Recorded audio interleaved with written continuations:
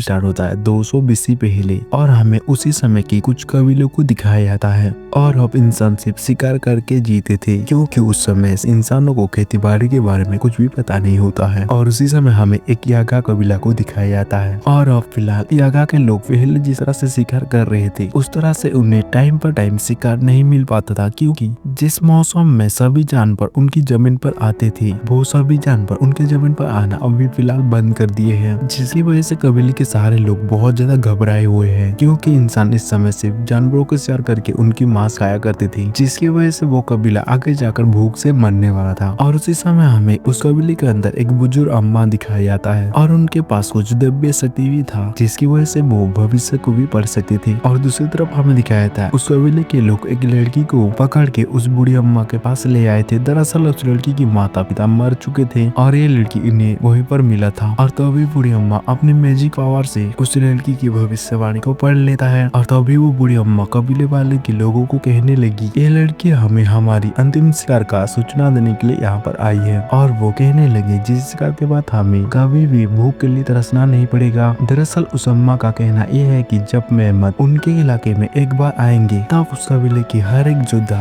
उस मेहमत को मारने की पूरी कोशिश करेंगे और जो भी उस मेहमत को मार गिराता है उसको इस कबीले का स्वाद वाला मिलेगा और साथ में इस लड़की की शादी उसके साथ कर दिया जाएगा, जिसके बाद से इस कबीले के लोग कभी भी भूख से नहीं मरेंगे। दरअसल आने वाला टाइम में जो भी इस कबीले का लीडर बनता है उसको पूरी दुनिया को पोर्ट्रेट करने का पावर भी मिल जाएगा, जिसके बाद से उस लड़की का नाम एबलेट रख दिया गया। जिसके बाद हमें डिले नाम का एक लड़का को दिखाया जाता है और वो इस कबीले का लीडर का बेटा होता है। और तभी हमने रात में डिले का पिता उसका फ्रेंड टिक टिक को वो स्वेद वाला दे देते हैं और वो टिक टिक को कहने लगी, मैं आखिरी शिकार तक इस कबीले में रोक नहीं सकता क्योंकि मुझे ये बात पता है कि कभी ना कभी किसी को एक कदम उठाना ही था। ये कहकर वो वहाँ से चले गए। दरअसल टिक टिक के पिता इस कबीले को छोड़कर एक नया जमीन ढूंढने के लिए जा रहे हैं जहाँ पर इन्हें खाने की कभी भी कमी ना हो। पर वो जाते समय टिक टिक को ये बात कहते हैं, पर मैं इस कबीले से क्यों गया हूँ इसके बारे में आगे जाकर किसी को पता न चले। दरअसल ये बात अगर कबीले के लोगों को पता चलेगा तो वो सभी डिले के पिता के पीछे पीछे चले जाएंगे। और जब डिले के पिता इस कबीले को छोड़कर चले गए तब छोटा डिले को उसके फ्रेंड बहुत ज्यादा चिढ़ाकर उसे कहते थे, देखो ये कायर का बेटा आ गया, जिसकी वजह से डिले की कोई भी फ्रेंड नहीं थे वहाँ पर। और उसी समय डिले और एबलेट के बीच में दोस्ती होना शुरू हो जाता है क्योंकि वो दोनों बहुत ज्यादा अकेले थे और इसी तरह उन दोनों की बॉन्डिंग बहुत ज्यादा स्ट्रॉन्ग होने लगा और धीरे धीरे दोस्ती प्यार में तब्दील हो गया। और ऐसे ही समय बीतते गया और अब आखिरी शिकार का समय भी आ चुका था और अब वो छोटे छोटे बच्चे अब बड़े हो चुके हैं और उस कबीले की अम्मा की भविष्यवाणी के हिसाब से बहुत सारे मेहमत उनकी जमीन पर आने लगी। और उस दौरान एबलेट डिले के पास जाकर इस कबीले को छोड़कर वो दोनों यहाँ से भागने के लिए कहता है। दरअसल एबलेट को पता है कि डिले एक बहुत अच्छा शिकारी नहीं है, जिसकी वजह से उसकी मेहमत को मारने का चांसेस बहुत ज्यादा कम है। दरअसल इस बार जो भी मेहमत का शिकार करेगा वो इस कबीले का लीडर बन जाएगा और तो और एबलेट भी उसकी हो जाएगी, जिसकी वजह से एबलेट ये सारी बात डिले को कह रहा है। पर डिले एबलेट को वादा करता है कि वो मेहमत का शिकार जरूर करेगा। जिसके बाद वो सब टिक टिक के साथ मेहमत का शिकार करने के लिए निकल जाते हैं। पहले तो वो सब नेट का एक ट्रैप लगाई और वो सब मेहमत को ट्रैप की ओर दौड़ाने लगी और वो सब एक मेहमत को पकड़ने में कामयाब भी हो जाते हैं। पर जब मेहमत को भाले से मारने की बारी आई उसी समय वहाँ की हर एक नौजवान मेहमत को मारने की कोशिश कर रहे थे, क्योंकि वो लोग एबलेट को हासिल करने के साथ साथ यहाँ के लीडर बनना चाहते थे। जिस दौरान मेहमत को मौका मिल जाता है वहाँ से भागने का, जिसकी वजह से मेहमत नेट के साथ वहाँ से दौड़ने लगा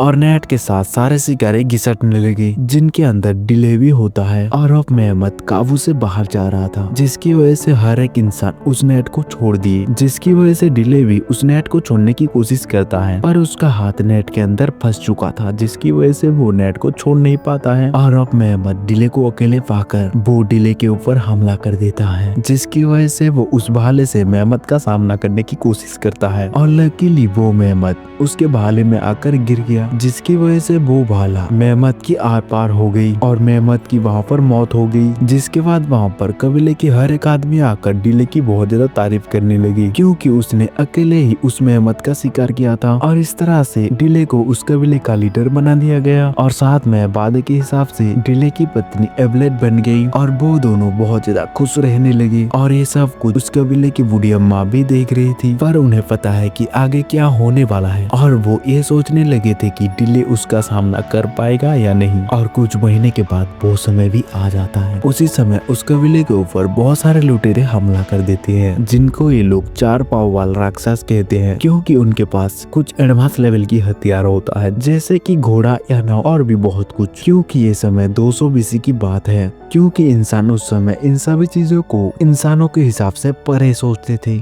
जिसके बाद 4 पाँव वाले राक्षस वहाँ की सारे यंग औरतें और मर्दों को बंदी बना के यहाँ से ले गई। उनके अंदर एवलेट भी शामिल थी। और बाद में हमें डिले और टिक टिक को दिखाया जाता है। वो दोनों शिकार पर गए हुए थे, जिसकी वजह से उन्हें इन सभी चीजों के बारे में कुछ भी पता नहीं चल पाया। और जब वो दोनों कबीले के अंदर आते हैं तब बूढ़ी अम्मा इन्हें सारी बातें बताने लगी। जिसके बाद वो दोनों डिसाइड करते हैं कि वो दोनों उन लोगों का पीछा करेंगे और वो अपने लोगों को वापस जरूर लाएंगे। और वहाँ पर कैरन नाम का एक लड़का भी होता है, जिसकी वजह से वो दोनों कैरन को भी अपने साथ ले लेते हैं। और अब वो चारों बर्फ की पहाड़ी को चढ़ाई करते हुए उन लुटेरों के निशान को फॉलो करने लगे। और वो चारों बहुत स्ट्रगल के बाद उन लुटेरों के पास में पहुंच जाते हैं, पर वो लोग फिलहाल उनके ऊपर हमला नहीं कर सकते क्योंकि वो बहुत सारे हैं। और ये सब लोग सही मौके का इंतजार करने लगे। और जैसे जैसे वो लोग आगे बढ़ रहे थे वैसे ही ये चारों उनके पीछे छुपते हुए जा रहे थे। और बहुत दिन चलने के बाद बर्फ खत्म होता है और वो लोग पहुंच जाते हैं जंगल के अंदर। और उसी समय जंगल के अंदर कुछ जानवर होने का आवाज होता है, जिनके बारे में इन लुटेरों को पहले से पता है, जिसकी वजह से वो लोग बहुत ही बारीकी से आगे बढ़ते रहे। और एक टाइम ऐसा आता है वो जानवर उन लुटेरों के ऊपर हमला कर दिए, जिस दौरान डिले और उसके साथियों को मौका मिल जाता है कुछ लोगों को छुड़ाने की, पर वो लोग वहां से भाग पाते उससे पहले ही वो जानवर इनके ऊपर भी हमला कर देते हैं। इसकी वजह से डिले के साथ ही सब लोग अलग अलग हो गए, जिसमें एवलेट भी शामिल थी। किसी तरह डिले उन जानवरों को अपनी तरह अट्रैक्ट करके एक चट्टान के ऊपर ले गया। और जैसे जैसे डिले को मौका मिलता है वो उन जानवरों के ऊपर हमला करके उन्हें मार देता था। और ऐसे ही वो 3 जानवरों को मार डाला। और जब वो एवलेट और क्रैन को ढूंढने के लिए जाता है तब उसे पता चलता है कि वो लुटेरे फिर से उन्हें बंदी बना के ले गए, जिनके अंदर क्रैन भी शामिल था। टिक हाल था, जिसकी वजह से डिले उसे एक उच्च चट्टान पर ले जाता है ताकि उनके ऊपर कोई जानवर हमला न कर पाए। जिसके बाद डिले वहाँ पर टिक टिक की इलाज करता है और वो खाने की तलाश में शिकार पर निकल गया। पर वो हिरणों का शिकार कर पाता उससे पहले ही वो एक बहुत बड़ा गड्ढे में अचानक गिर जाता है, जिस गड्ढे के अंदर बहुत सारे नुकीले लकड़ी लगाया गया था। और डिले वहाँ पर गिरते ही वहाँ पर बेहोश हो गया। और जब उसकी आँख खुलता है तो वहाँ पर बारिश शुरू हो गया था, जिसकी वजह से उस गड्ढे में बहुत सारे पानी भरने लगा। और दूसरी तरफ उस गड्ढे के अंदर एक बहुत बड़ा टाइगर भी गिर गया था, पर वो लकड़ी के अंदर फंस चुका था, जिसकी वजह से वो हिल भी नहीं पा रहा था। और अब उस गड्ढे में पानी भरने की वजह से वो टाइगर वहाँ पर डूबने वाला था। पर डिले को उस टाइगर की हालत को देखकर उसे बहुत ज्यादा तरस आ जाता है। जिसके बाद डिले उस टाइगर को कहने लगा, अगर तुम मुझे नहीं खाओगे तो मैं तुम्हारी मदद करूंगा। जिसके बाद टाइगर वहाँ पर शांत हो जाता है, जिसकी वजह से डिले उस टाइगर के पास जाके उस लकड़ी को हटा देता है। जिसके बाद टाइगर आजाद हो गया और वो वहाँ से निकल गया। और डिले भी एक लकड़ी की मदद से वहाँ से निकल गया। और जब वो टिक टिक के पास गया तब टिक टिक का चोट ट्री हिल हो चुका था, जिसकी वजह से वो डिले को पास बुला के वहाँ के एक कबीला को दिखाता है। और वो कहने लगा, रात में मैंने उस कबीले की ओर से चीखें सुनी थी। जिसके बाद वो दोनों डिसाइड करते हैं कि वो लोग उस कबीले के अंदर जाएंगे। और जब वो लोग उस कबीले के अंदर दाखिल होते हैं तो वहाँ पर उन्हें कुछ खाने की चीजें मिलता है, जिसकी वजह से वो दोनों उस खाने के ऊपर टूट पड़ते हैं, क्योंकि वो दोनों बहुत दिनों से भूखे थे। पर तभी उस कबीले के लोग उन दोनों को वहाँ पर घेर लेते हैं और उन लोगों के बीच में लड़ाई होने ही वाला था। तभी वहाँ पर वही टाइगर आ जाता है, रात में जिस टाइगर का मदद डिले ने किया था। और वो आते ही डिले की तरफ बढ़ता है और डिले को सूंघने के बाद उन कबीले के लोगों की तरफ चला गया। और वो उन कबीले के लोगों को डरा के वो वहाँ से चला गया। यानी कि वो टाइगर उन्हें जता रहा था कि डिले को अगर कोई भी चोट पहुंचाता है तो वो उसे छोड़ेगा नहीं। और वो टाइगर जाने के बाद वो कबीले वाले अचानक डिले के सामने झुक जाते हैं, जिसके बाद वो लोग उन दोनों को अपने कबीले में जाकर खाना खिलाते हैं। और उसी बीच वो लोग उन दोनों को बताते हैं उस टाइगर का नाम हत्यादंत है। हमारे यहाँ बहुत पहले एक भविष्यवाणी हुआ था, पर्वतों की उस ओर से एक आदमी आएगा और वो हत्यादंत से बात करेगा और वो उन 4 पैर वाले राक्षसों से लड़के तुम्हारे लोगों को बचाकर वापस यहाँ पर ले आएगा। यानी कि वो लोग हर एक कबीले के ऊपर हमला करके वहाँ के लोगों को उठाकर ले जाते हैं, जिसके बारे में इन लोगों को कुछ भी पता नहीं होता है। और वो लोग उसी टाइम डिले को और एक बात बताते हैं, तुम्हारे पिता हमारे कबीले में आए थे। और वो कहने लगे टाइम के साथ तुम्हारे पिता और मैं एक बहुत अच्छा मित्र भी बन गए, पर एक समय के बाद 4 पैर वाला लोग यहाँ पर आके तुम्हारे पिता के साथ साथ मेरे कुछ लोगों को ले गए। ये सुनने के बाद डिले उन 4 पैर वाले राक्षसों से लड़ने के लिए उन लोगों से मदद मांगने लगा, और वो सब भी मान जाते हैं क्योंकि डिले के बारे में पहले से भविष्यवाणी हो चुका था। जिसके बाद वो कबीले का लीडर आसपास की सारे कबीले को बुला लेता है जंग पर जाने के लिए, और उन सब के बीच में बहुत सारे अलग अलग तरह के हथियारे शामिल थे। जिसके बाद डिले और कबीले के लोग उन लोगों का निशान फॉलो करते हुए उनके पास पहुंच जाते हैं, पर तब तक वो सब नाव में बैठकर आगे बढ़ने लगे थे, और उस नाव के बारे में इन कबीले के लोगों को कुछ भी पता नहीं होता है। और कबीले के लोग उन नाव को पानी का पंछी कहते थे, जो रेत की सांप से भी तेज चलता है। इसकी वजह से वो सब एक जगह पर बैठ के बात करते हैं कि इस नदी का अंत पर हमें किस तरह से पहुंचना है। और वो सब पूरब की ओर एक तारे को फॉलो करते हुए उस नदी की सांप की सर पर पहुंच जाते हैं, और उन्हें वहां पर देखने के लिए मिलता है वहां पर एक बहुत बड़ा पिरामिड बनाया जा रहा है, और उस पिरामिड का काम उन सभी गुलाम कर रहे हैं, यानी कि जो भी यहाँ पर आता है वो बंदी के रूप में गुलाम बन जाता है। और वहाँ पर बहुत सारे मेहमत को भी कैद करके काम करवाया जा रहा था, और वहाँ पर काम के बीच में कोई भी अगर थोड़ा सा रुकता है तो उसे बहुत ही बुरी तरह मारा जाता था। और उसी समय वहाँ पर एक नकाब से घेरा हुआ एक आदमी आता है, जिसको यहाँ के सभी लोग देवता मानते हैं, और वो एक आदमी को बुलाकर उसे कहने लगा